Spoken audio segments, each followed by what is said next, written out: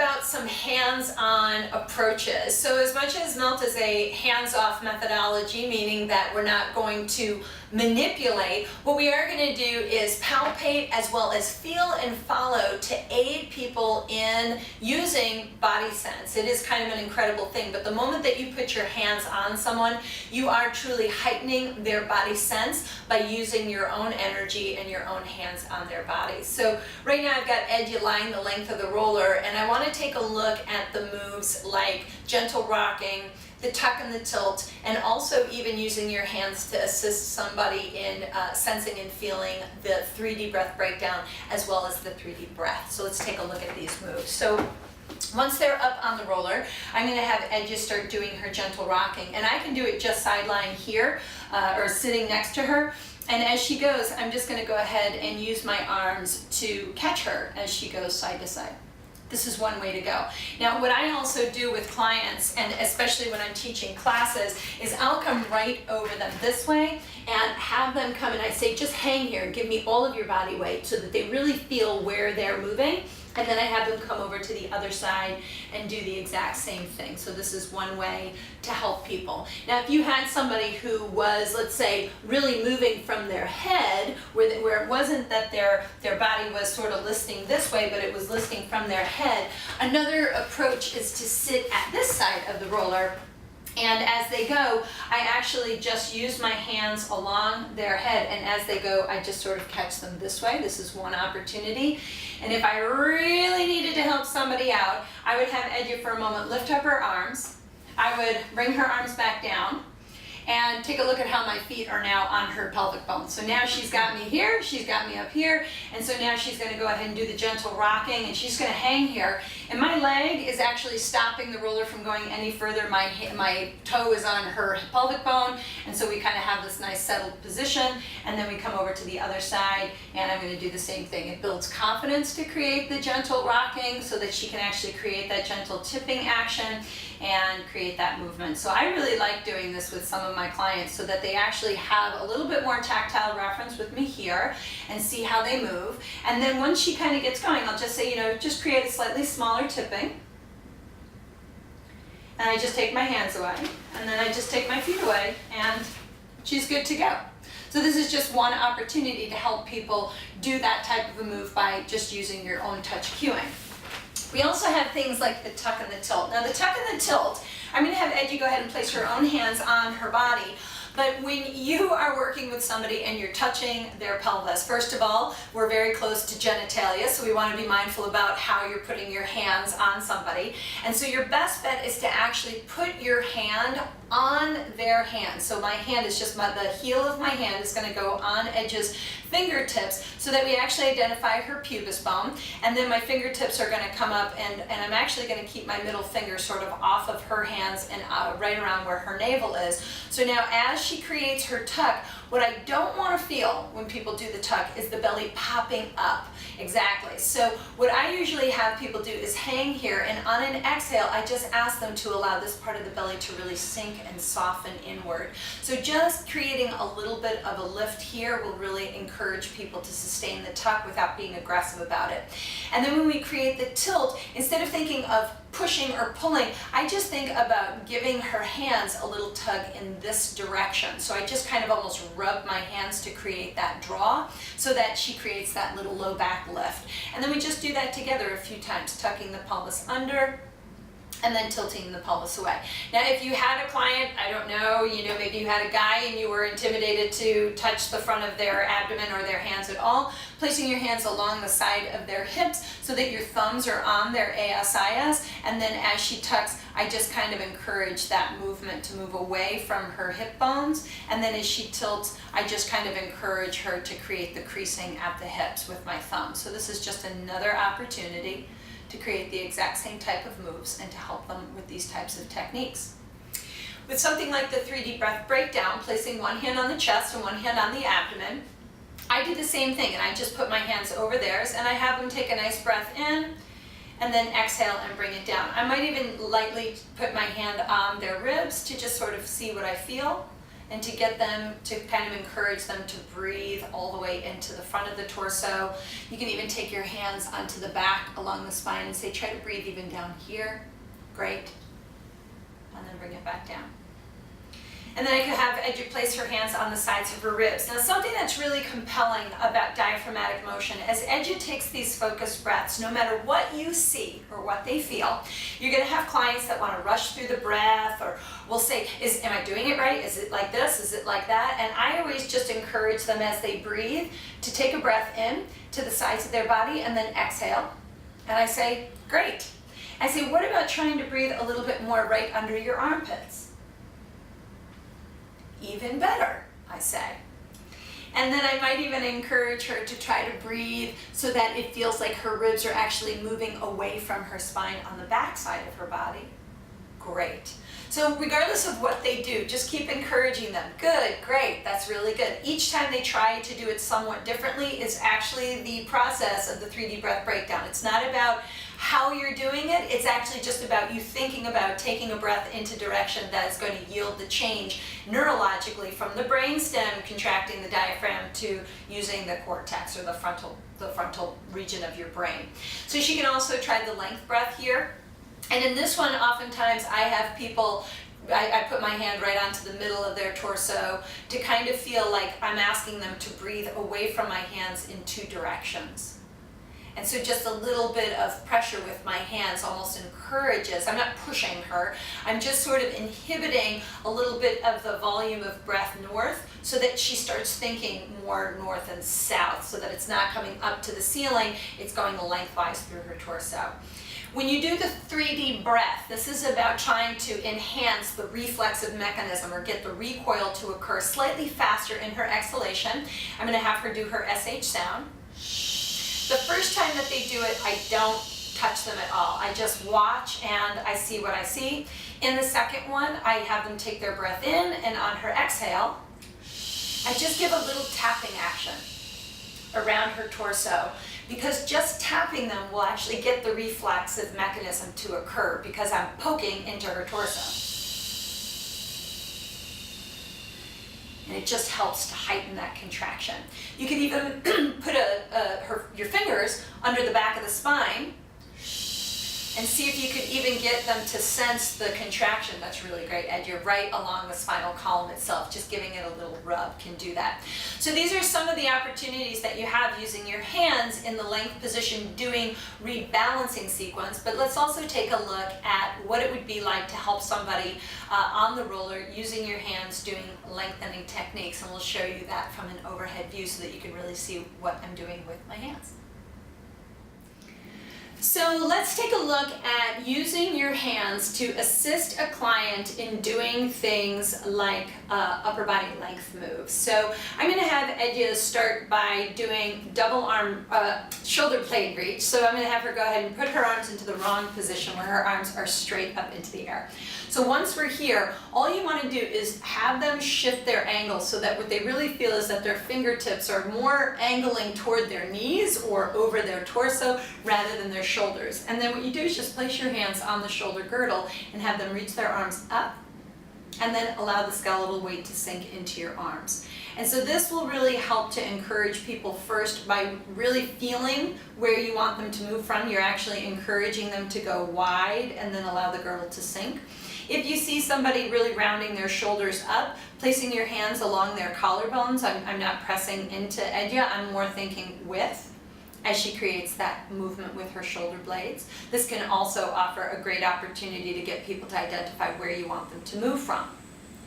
Let's also take a look at single arm reach. So if Edya brings one arm overhead and one arm down, take a look at how she can actually just rest her arm onto me, and I can be that barrier for her to not go too far. And so if Edya goes ahead and creates her motion, I can just be a tactile reference with my shoulders to see if she can get her arms to stay in that line. And what you might find is that somebody hits your shoulder on one side, but barely does on the other, or the arm goes really wide on one side. So it's a great way to point out trying to get the arms to move in alignment. If you had somebody who was very broad, you just take your hands here so that, if that's where her arms wanted to go, so that they're really learning equal distance on both sides. If you had somebody who had issues with their shoulder joint, as she goes, just take a look at how I kind of keep my arms, or my hands on her shoulder blades and the glenohumeral joint, so that she can really identify where she's moving from, so that she gets the idea of where that movement is. And this is another great one to do.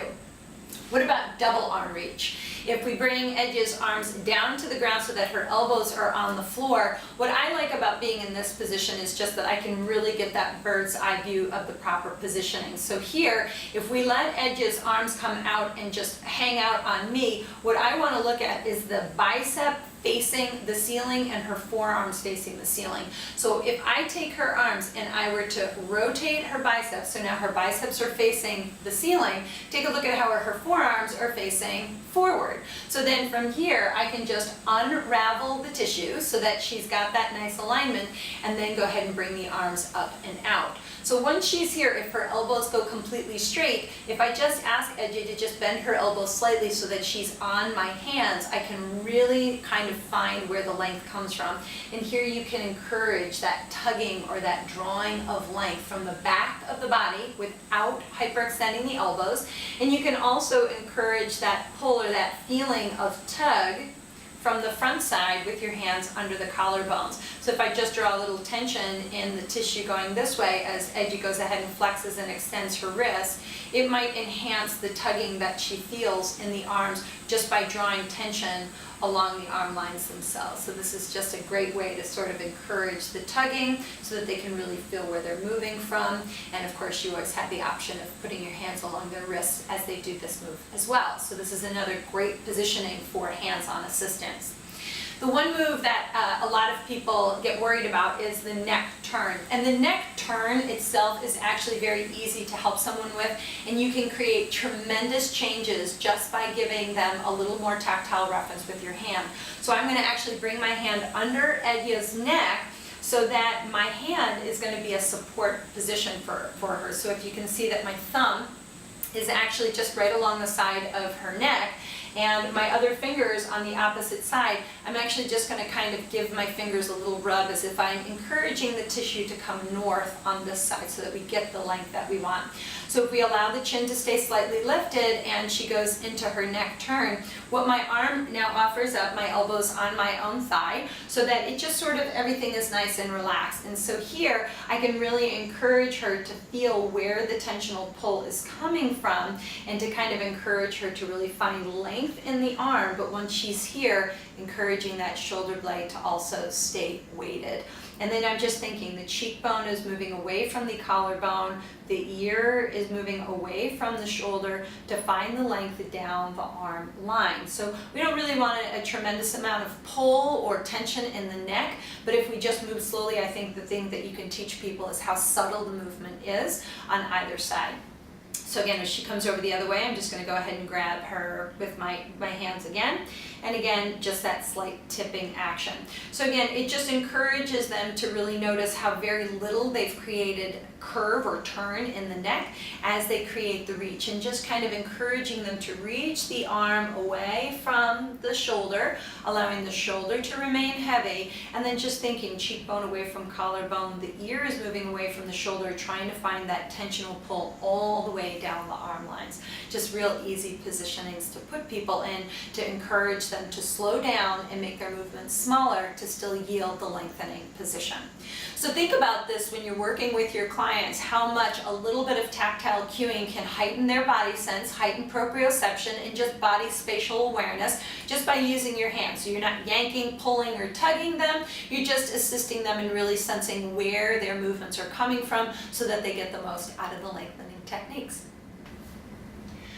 So let's take a look at helping somebody identify the tuck and tilt challenge. This can offer a lot of extra assistance, and you can do this a number of different ways, using a chair under their legs. So let me show you a couple of ways to modify this for somebody or to assist somebody in feeling the move itself. So I'm going to show you just freestanding. I'm going to have Edgy go ahead and bring her legs up into the proper position. And what you do is you basically come around somebody, and you can kind of see how I'm supporting my back by putting my forearms on my thighs. So once I'm here, I really can take a tremendous amount of her weight away without working very hard. So I'm going to have Edgy go ahead and bring her hands up onto the fronts of her thighs. And I'm going to ask Edgy to gently press her thighs towards her hands. So once her hands kind of run up into that right position, watch how I just kind of take my chest and I just settle it into her thighs. So now if she does the tuck, watch what I do with my body. I just sort of lean back a little bit, I squat down, and I'm almost lifting her up, but I'm really not using much of my muscle strength. And then when she tilts, she's just going to untuck. She's just going to land her pelvis back onto the top of the roller. What I'm doing is sort of encouraging the weight with my forearms to come down the back of her thighs. So this is what it would look like. Tucking and then tilting. And what I want you to see is how much we can almost exaggerate the motion. Tucking and tilting, and then as she kind of gets it, I just come down with one hand on her ribs to encourage her to stay heavy in one area or one mass as she differentiates the other, and now I'm just working less and less with my hands to create that same movement. So this is one way to help someone. Now, what if you had back issues? What could you do? Let me show you another position. I could actually set Edge's legs on mine like this and have her do that same tuck and tilt. I'm doing it exactly how I just did it a moment ago, only I've got her legs on me, and this way I sort of can still teach her how to lift her legs up and then release it back down and not use her quadriceps because her legs are relaxed in this angle. So this is certainly another way to go. But once she understands this, what if I needed, like to then set her up for herself? I would set her heels onto the chair, and I would have her do it herself, and I could also help her go this way where she's sort of learning how to find it. And another place to identify the tilt is to place your hand right on the back and really say, I really want you to feel that you're compressing into my fingers, and then as you do the tuck, you're just decompressing this part of the pelvis off and then trying to land that part of the sacrum back onto the roller. So this is another way to help somebody modify this. You could also have their feet up against a wall so that they can, find a little bit of pressure into their legs and then slowly move one leg and then the other down. So if I was really trying to get my client to decrease any usage of their quadriceps, instead of having both feet on the chair, I could just move the chair over so that one leg is down, one leg is up, and have her practice this way and see if she can still acquire the move. And that looks awesome. And then maybe I would swap sides and just to see what it would feel like for her to do the other leg. And I would talk to her. I would say, how does it feel to have the heels not up on there? Does it feel the same on both sides? Are you feeling any difference in your hip flexors? Does the psoas seem to fire differently? Is it easier for you to control or what? And just see what the feedback is. And then you take the chair away and you see if she can do it on her own. So this is definitely a great one to help your clients modify and to get them to do positions properly, especially because this move tends to be rather challenging for people when you're working in a one-on-one environment to do on their own. So practicing this way can really offer some help. If you wanted to help somebody with the lengthening techniques like the bent knee press, the easiest thing to do is to actually help them with their leg that's on the ground and not think about pushing the other knee into the chest. So I'm going to actually have Edgy bring her left knee into her chest and interlace her hands over her shin, or if she's more comfortable, behind the back of her thigh, whatever is easier for her to acquire the position and where she feels comfortable. The first thing that you want to make sure of is this concept of the 4-point square, that your hip bones are staying square, your ribs are staying square, and so you kind of have this nice square section of the torso. The tendency here is that when the knee comes up, the hip will also want to angle. So we just want to make sure that everything stays in that good position. So once we've got the hip square, the second thing we want to look at is the knee. So if her knee was perhaps swung out to the side, I would bring her knee back to the midline so that she really understands, maybe even past the midline, is going to find better length both in the front line and will actually acquire some length and tension in the spiral line as well. So once she's here, what I do is I take one hand onto the front of the foot so that the ankle mortise is secure, so that she's not going to be giving herself a hamstring cramp by pushing into her foot. I'm actually going to land the pressure. And then I'm going to have Edja begin by tucking her own pelvis. So once we get the tuck, I'm going to see if she finds the length here already. And Edja, can you feel that? Okay, so Edja's got the pull, so once she has it, what I do is I take my forearm, I hook it underneath their leg, and I have her take a breath in, and then on the exhale, I want her to just think about tucking her pelvis, and if she wants, she can even draw that left knee in towards her chest, as I draw a little bit of tension across the front of her thigh by literally drawing tensional length this way. So what I want you to see is that I'm pushing her ankle one way and her knee the other. This will also help to decompress the knee joint itself for clients who tend to have a lot of clicking or pain in the knee. You just got to be mindful of how much pressure you're applying. So I'm not really working very hard. So let's just try that on the other side. So she's going to go ahead and bring one knee into the chest. Again, I can stay just exactly as I am. I could switch sides if I wanted to, but again, one hand comes onto the ankle, one hand underneath the knee, and same thing. She tucks and she just draws tension against my stationary compression. So I'm not yanking her in the other direction, I'm just sustaining my pressure. So when she inhales, she eases back a little bit of pressure, so do I. And when she exhales and she creates the length, I just cause a little bit of pressure here. So this is definitely one where I really like to help my clients, especially in a group environment, coming over and giving them a little bit of tension. And then again, if you wanted to, you could even take your knuckles and just run them up the front of the thigh so that they really gain a sense of how much tensional length they're trying to acquire across all of the front of the thigh. So definitely a great one to use your hands with. So let's take a look at hip to heel press and the drawbridge and using your hands to help someone. So I'm going to have Edja go ahead and bring her leg up, and what I would do is just stand here and go ahead and extend your leg out for me, Edja. And once her leg is out, again, what I want to keep my eye on is that 4-point square. So as her leg comes up, I might use my torso as a little bit of a break point so that she actually can rest her body on me. And I can do it this way. I could also be kneeling down, so I'll show you both. So if we're here, all I'm going to ask Edja to do is just create a little bit more of the tilt and then flex her foot. So what I don't want to do is push on the forefoot. I actually want to think about sending the heel up. More than I want to push on her forefoot, I would just allow the whole hip to compress downward. So this is one way to do this position.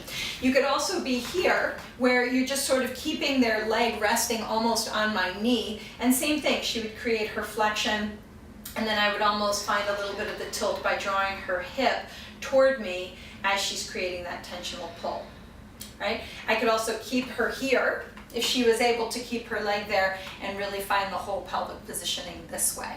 So there are lots of options that you have on this one. For the drawbridge, if you wanted to help somebody with drawbridge, I'm going to have Edja go ahead and bring her knee into her chest. This leg is going to come up. She's going to point her toes, and then she's slightly going to internally rotate that leg to bring it down. Now once she's here, again, what I'm looking for is to keep that pelvis as neutral as I can. The pelvis wants to shift a little bit. And right here, what I want you to see is this suspension that Edja has. She's really holding a great pelvic positioning. So if she sustains the tuck and reaches one arm overhead, her arm doesn't have to go all the way down to the floor unless she's comfortable. She's going to turn her head to the right.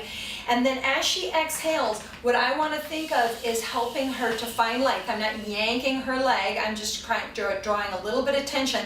And notice that I'm not doing it at the ankle as much as I'm doing it behind the back of her thigh. Just trying to draw this tensional pull and just encouraging her to keep her ribs heavy. What do you call this one? What do you call that idea? With the ribs going down? Not the... Sink the ribs? The corset, I think sometimes I've heard you use a term. Oh, the Empire Waist. The Empire Waist, exactly. I went to Downton Abbey. I love that Empire Waist idea. So you can see how I can really help her to find that length through psoas. And then I'll have her try it on the other side. So same thing, bringing the knee just so you can see this one on the other side. Same thing, she's gonna go ahead and let that leg come down. So again, just sort of encouraging her to feel her own suspension. And even if I were standing and doing this, I would do it the exact same way. I would think about drawing the tension so that what I want you to see is if I tug her even a little bit, how that roller really has her in place. So here again, we just encourage the ribs to be heavy so that the psoas actually is where you're gonna find that length to help her encourage the tensional pull. And when we're in the trainings, I'll show you how you could also have them grab onto your ankle this way. And she could find tension in this direction as well, just by straightening out the leg. Take another breath in and exhale. So lots of ways to help people find more tension just by using your own body. So I really want you guys to think about how you're using your hands to help somebody find any of these moves without getting overly aggressive or yanking on them or doing big aggressive manipulations. Remember, palpate and feel and follow. So don't try to go over into exaggerating where they found their length. Just encourage it so that they can really feel the benefits of your hands-on therapeutic intervention. And always go in with a good healing touch, with mindfulness and a good heart, because I really think it helps them as well, just putting your hands on people.